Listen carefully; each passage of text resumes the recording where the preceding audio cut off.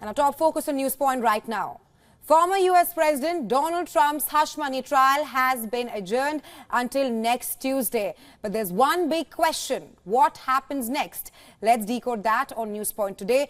Well, number first, the closing arguments will take place where attorneys for prosecution and defense will give closing arguments, further appealing to the jury that will then consider the case. Well, prosecutors will address the jury first and then they will also give a rebuttal argument after the defense closing argument. Moving on. Now, the jury charge. The judge will then instruct the jury on the charges they must consider against the defendant and the laws governing their deliberations.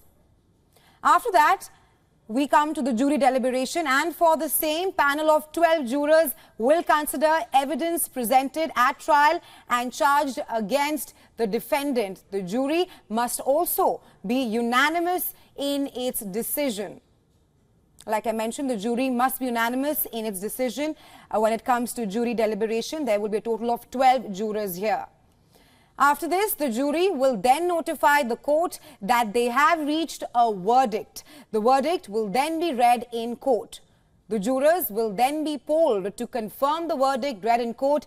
That should be in tandem with their vote. Lastly, in case the jury reaches a guilty verdict, then the judge will sentence the defendant.